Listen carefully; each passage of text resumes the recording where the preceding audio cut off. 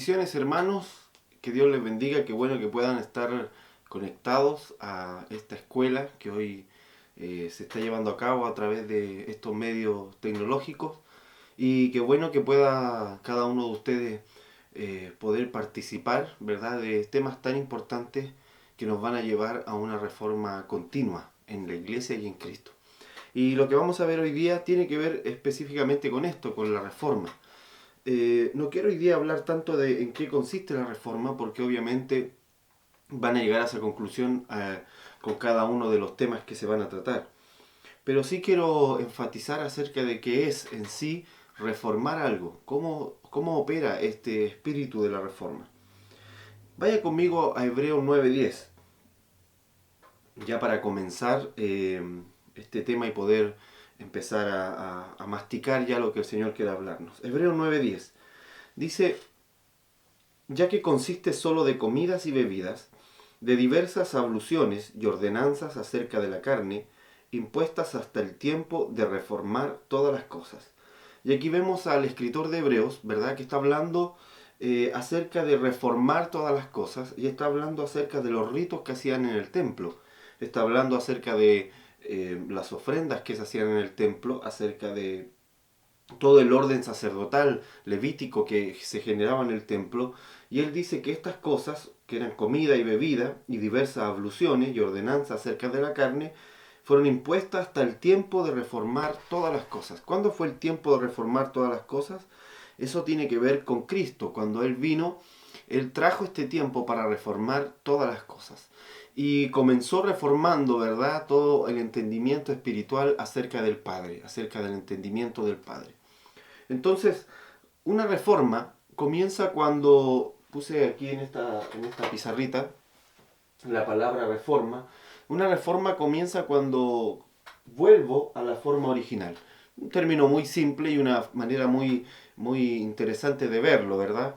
La reforma tiene que ver con volver a una forma original. Y en este caso, Jesucristo volvió a la forma original que el Padre había establecido al hombre, lo trajo de vuelta, digamos, a esta forma original, a través de la revelación del Padre.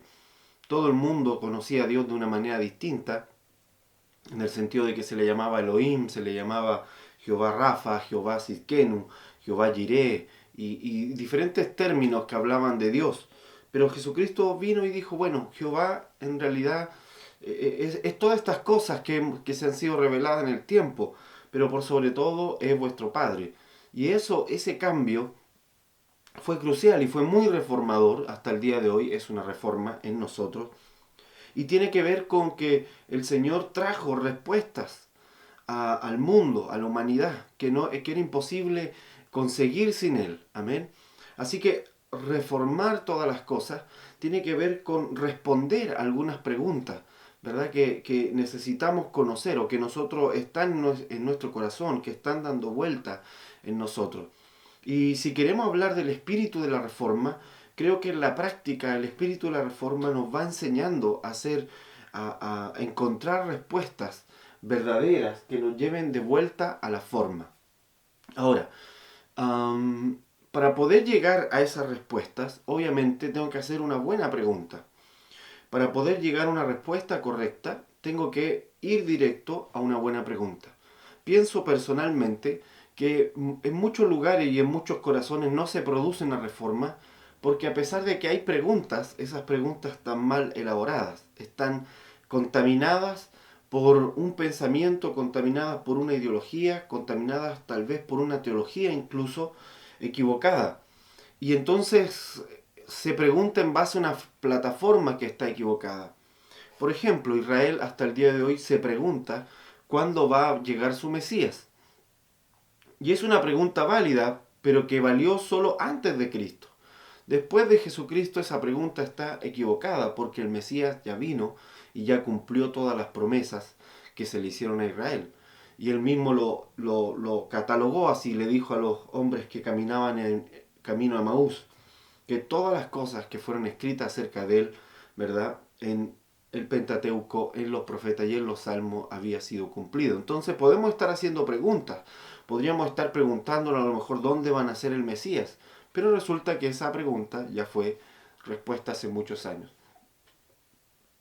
Pienso que en todo esto de reformar todas las cosas, siempre hay una especie de peligro, y es el peligro de hacernos malas preguntas, y es el peligro de, al tener malas preguntas, buscar respuestas equivocadas.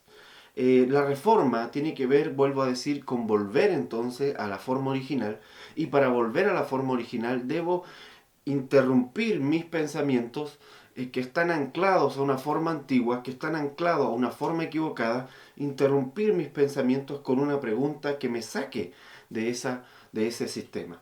Solo el Espíritu Santo puede llevarme a esa verdad. Solo el Espíritu Santo puede llevarnos a hacer una pregunta correcta. Vemos en la Escritura, en las cartas de Pablo, que él continuamente está haciendo preguntas dentro de la carta.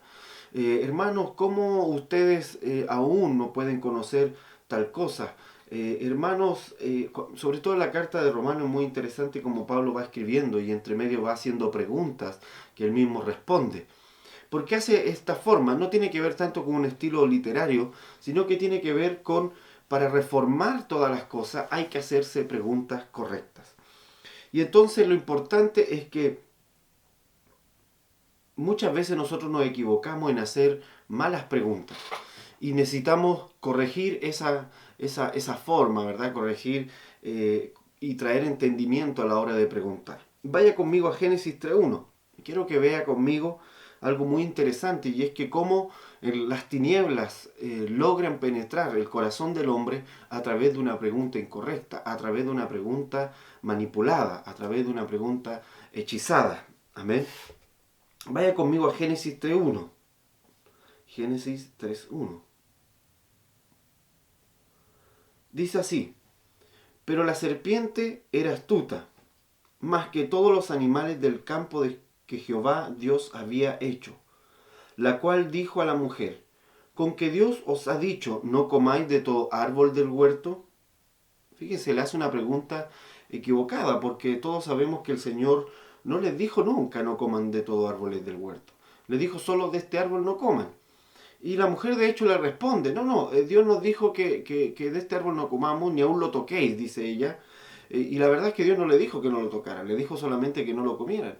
Entonces, ¿dónde se produjo la confusión? Se produjo primero en esta pregunta que hace la serpiente a la mujer. ¿Con que Dios os ha dicho no comáis de todo árbol del huerto? El introducir una pregunta equivocada obviamente nos va a llevar a una respuesta equivocada. Y la reforma tiene que ver con no solo buscar respuestas, sino hacer primero la pregunta correcta. Amén. El Espíritu Santo puede llevarnos a hacer una pregunta correcta. O lo voy a decir de esta forma mejor.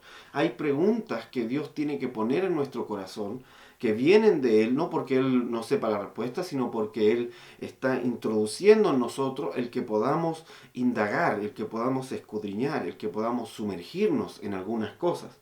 Y estas preguntas solo pueden venir de Él, solo Él puede ponerla en nuestro corazón. De otra forma, al plantear una pregunta incorrecta, me va a llevar inmediatamente a una respuesta incorrecta. Es como el dicho ese que dice, bueno, ¿con qué barco puedo cruzar el desierto? Y es una pregunta absurda, ¿verdad? Pero si estuviese cerrada, si solo tengo que responder y no refutarla, entonces obviamente me va a llevar a una conclusión absurda, o me va a llevar a nunca encontrar respuesta a eso. Obviamente no hay forma de que un barco navegue por la arena, ¿sí? Y por la misma razón, el concebir una pregunta correcta me va a llevar a responder. ¿Por qué esto es importante? Porque en nuestro sistema, en nuestra alma, se va creando siempre un sistema basado en los argumentos que hay en nuestro corazón. Nosotros batallamos, ¿sí?, contra argumentos que no se sujetan a la verdad. Como hijos de Dios batallamos contra argumentos que no se sujetan a Cristo. Y esos argumentos muchos son religiosos. Pablo en sus cartas batalla contra argumentos que no se sujetan a Cristo. Contraargumentos en Gálatas, por ejemplo, que le decían a los habitantes de la iglesia en Gálatas, a los que eran parte de la congregación, le decían que tenían que judaizar, le decían que tenían que circuncidarse. Eran argumentos que no se sujetaban, que no se sometían al Cristo. Y por no someterse al Cristo, Pablo tiene que batallar con ellos. Era una guerra espiritual contra argumentos. Era una guerra espiritual que no solo estaba en la mente, y esto es importante entenderlo, sobre todo estaba en el corazón. Porque los argumentos que nosotros tenemos nacieron primero en nuestro corazón, nacieron de la fe que pusimos en ellos y se sostuvieron porque creímos en esos argumentos. Así que a la hora de reformar todas las cosas, a la hora de volver a la forma original, Dios tiene que golpear las murallas de ese laberinto mental que hemos construido en base a argumentos. El Señor se levantó y les dijo en el monte, habéis oído en los antiguos que les dijeron ojo por ojo, diente por diente.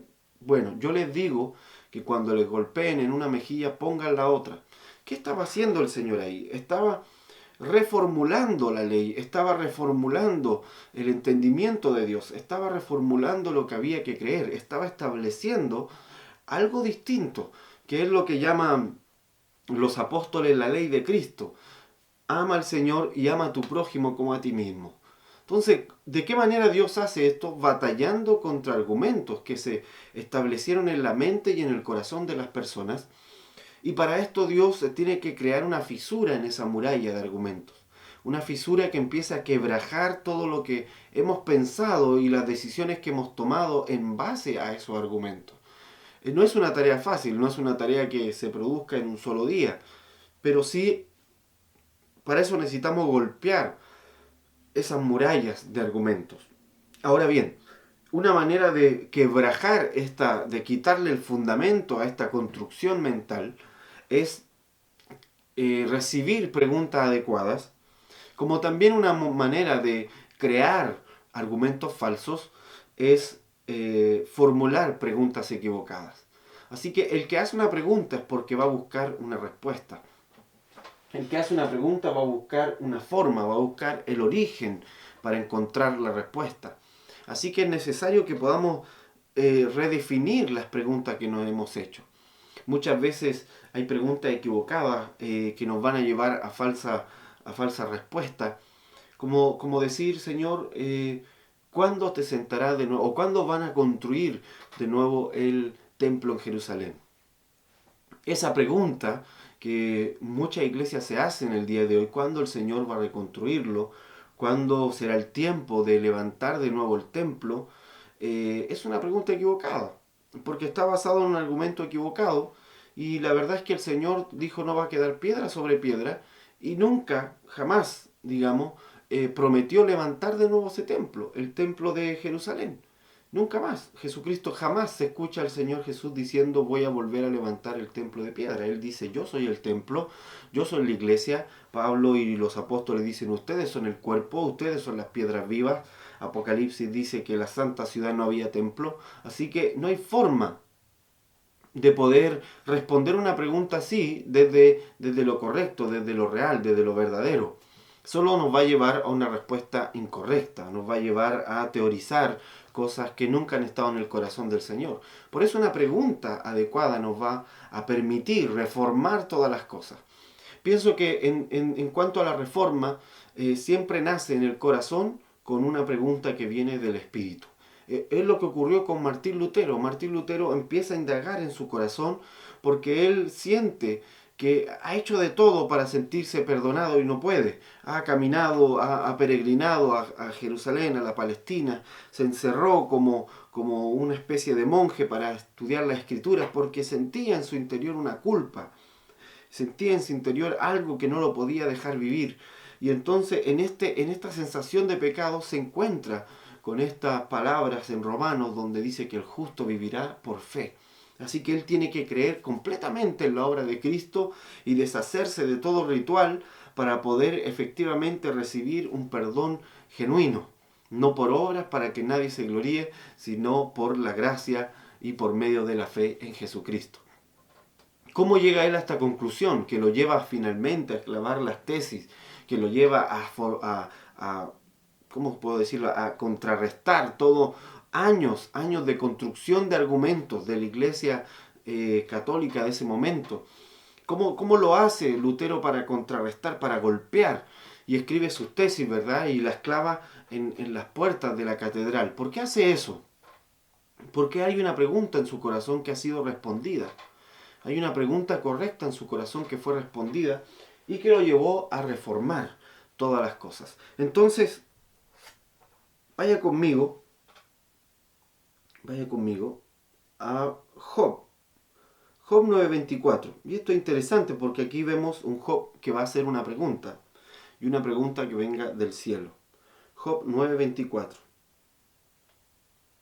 Si lo tiene me dice, ya lo encontré. Dice Job 9:24, la tierra es entregada en manos de los impíos y cubre el rostro de sus jueces.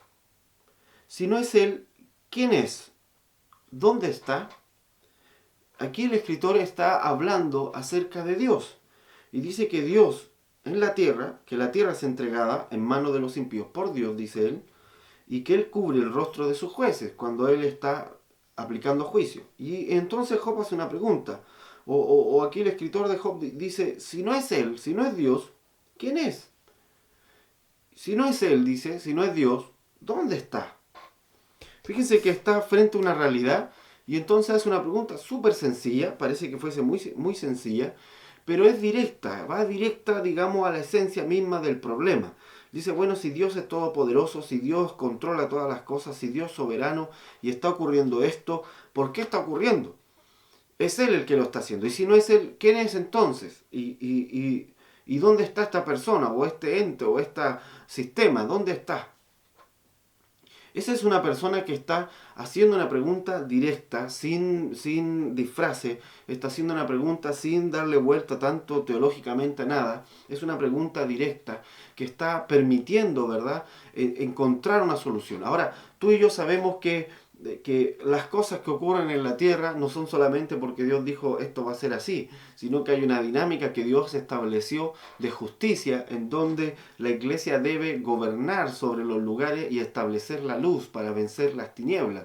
Toda autoridad me fue dada, ahora se la entrego a ustedes, dijo el Señor. O sea que nosotros tenemos hoy la autoridad. Y aquí hay algo importante, porque cuando preguntamos quién gobierna la ciudad, ¿quién gobierna la ciudad? Cuando hacemos esta pregunta es equivocada, porque quien gobierna la ciudad siempre ha sido la iglesia.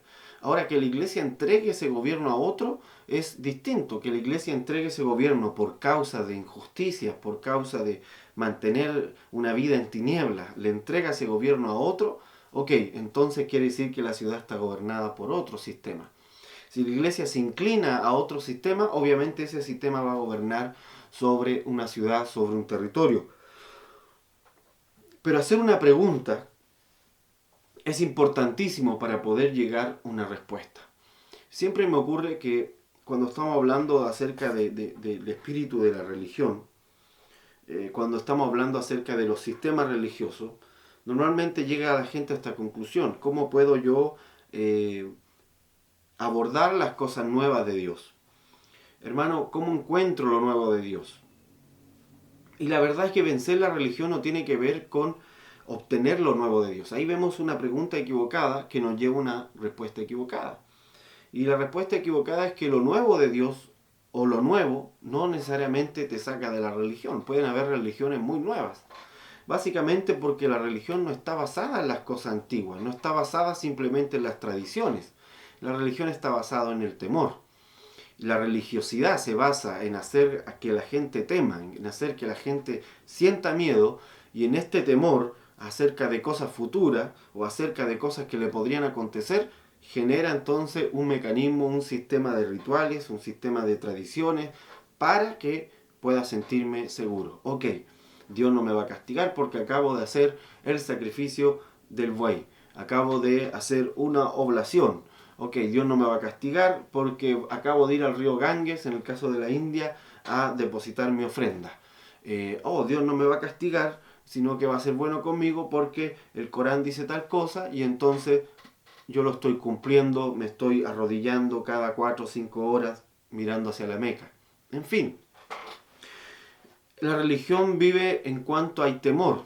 La religión se mantiene en cuanto hay temor. Así que preguntar cómo obtengo lo nuevo es equivocado, porque es cosa de encontrar un temor y generar un ritual para ese temor, y básicamente ya tienes ahí una religión.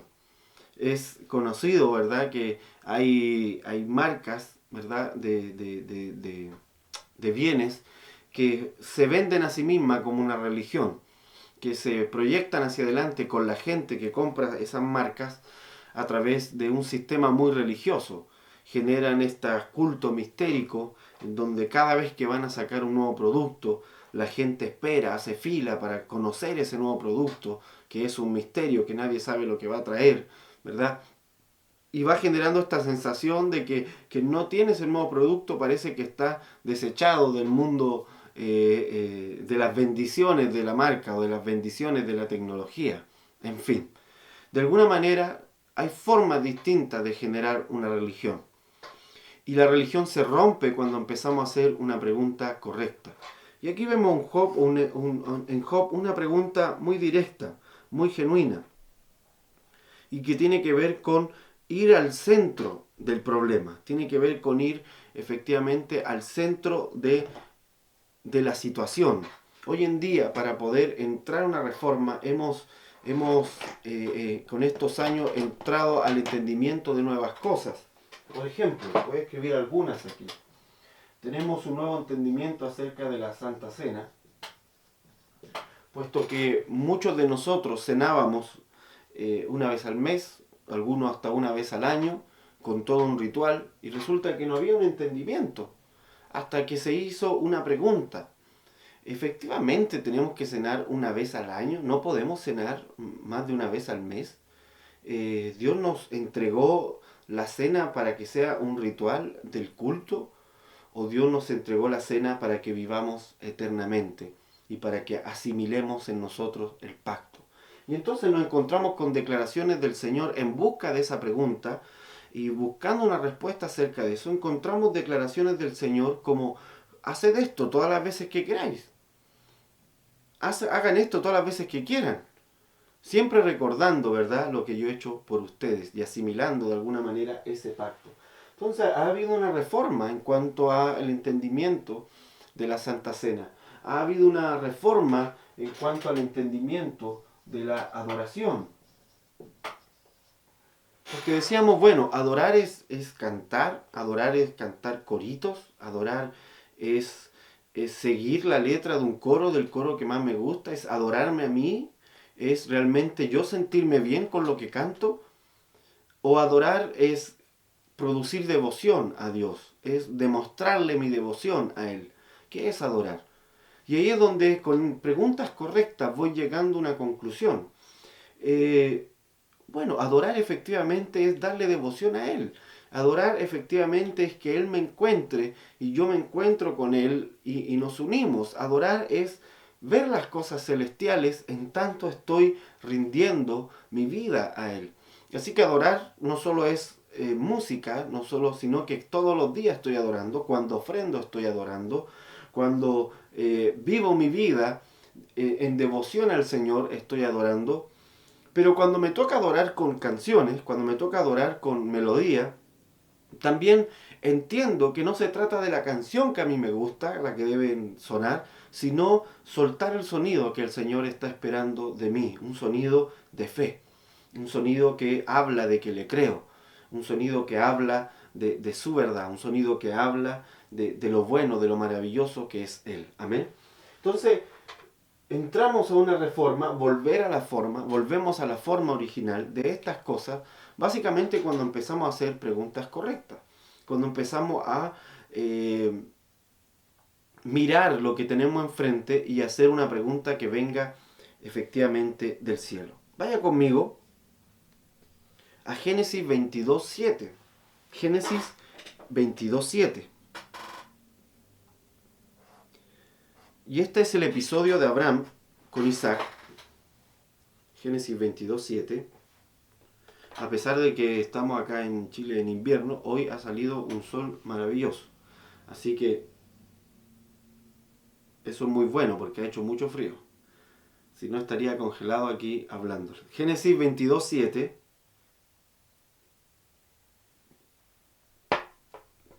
Dice así: entonces habló Isaac a Abraham su padre y dijo: Padre mío. Y él respondió: heme aquí, mi hijo. Y él dijo: he aquí el fuego y la leña, mas ¿dónde está el cordero para el holocausto? Mire qué interesante. Aquí hay una pregunta que viene del cielo.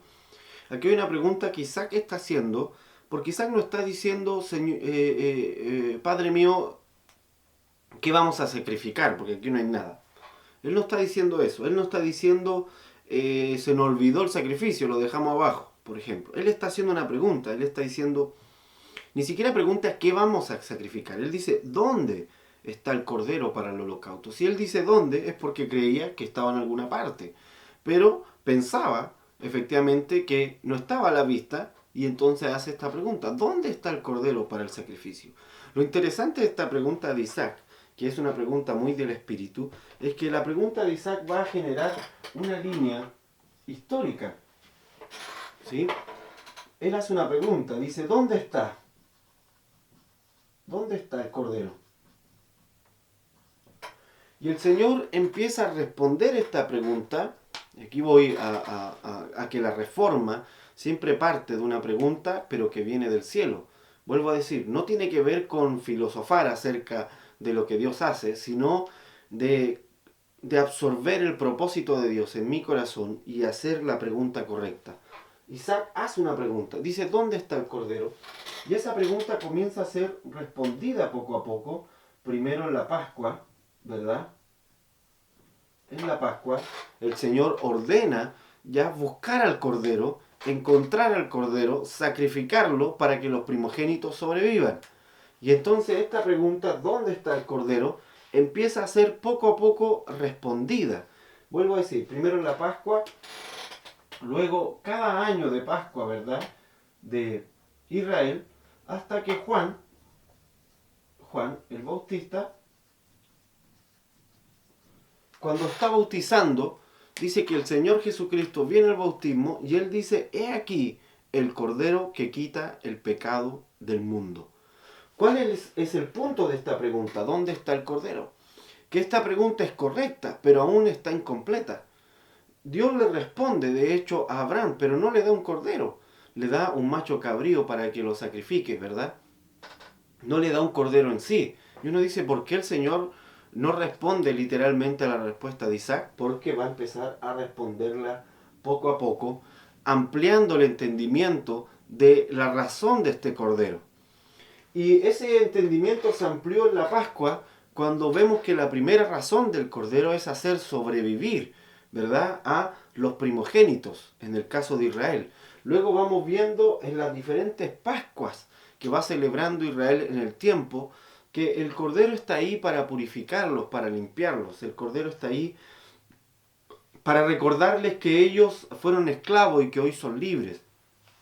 Y por último, Juan el Bautista ya da todo, podemos decir, la respuesta completa acerca de la pregunta de Isaac.